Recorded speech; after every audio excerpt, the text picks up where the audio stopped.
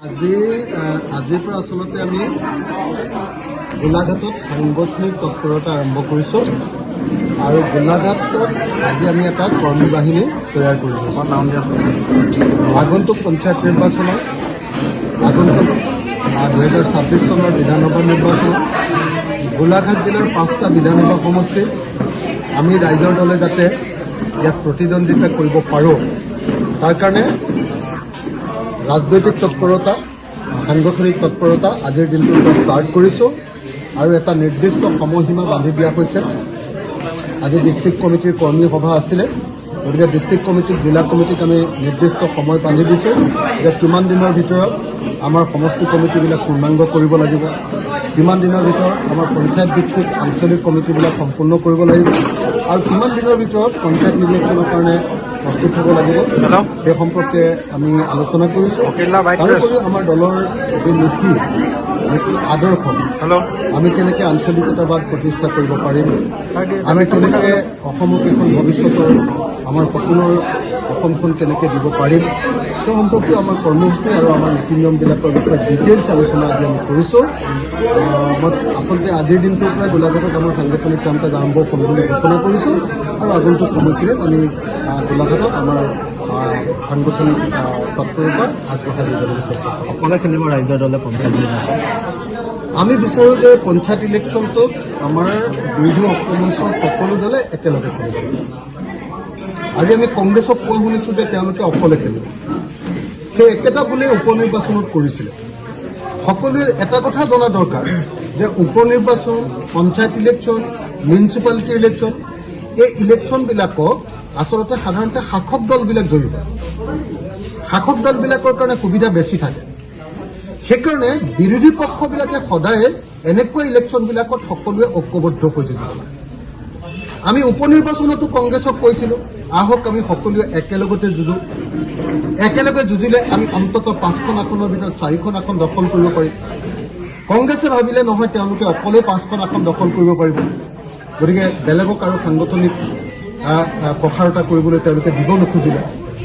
অকলে খেলিলৈ দেখা গ'ল যে 5-0 আমি হাৰি গ'লোঁ আটাইকেইটাতে।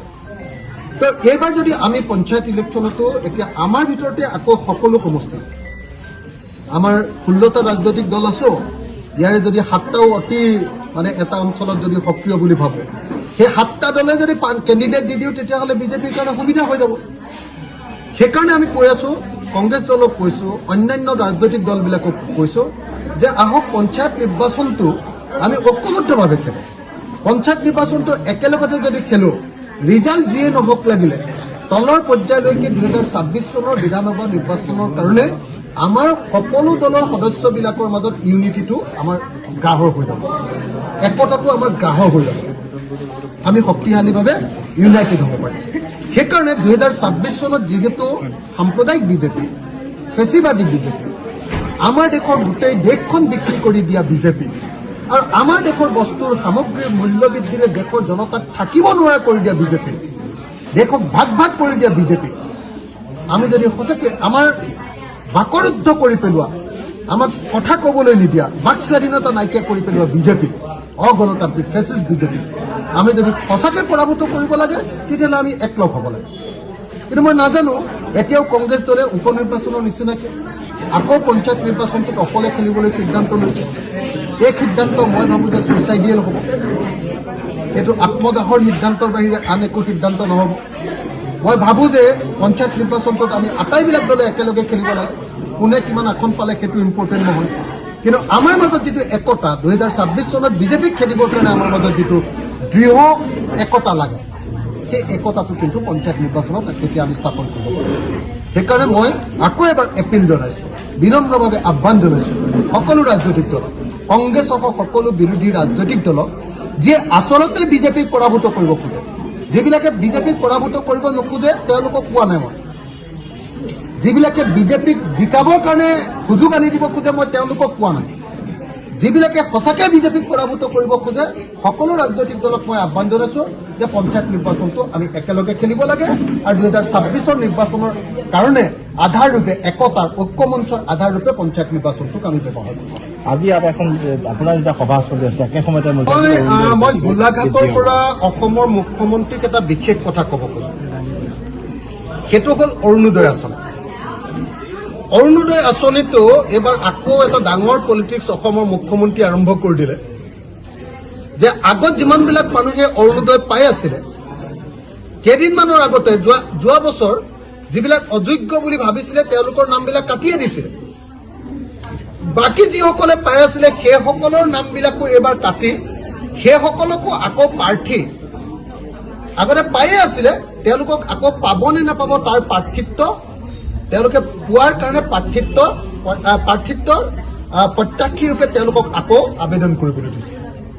অৰ্থাৎ যিসকলে অৰুণোদয় পাই আছিলে, পাই থকা মানুহবিলাকক আকৌ নাম কাটি তেওঁলোকক আকৌ আবেদন কৰিবলৈ কোৱা কথাটো অত্যন্ত বেয়া হৈছে।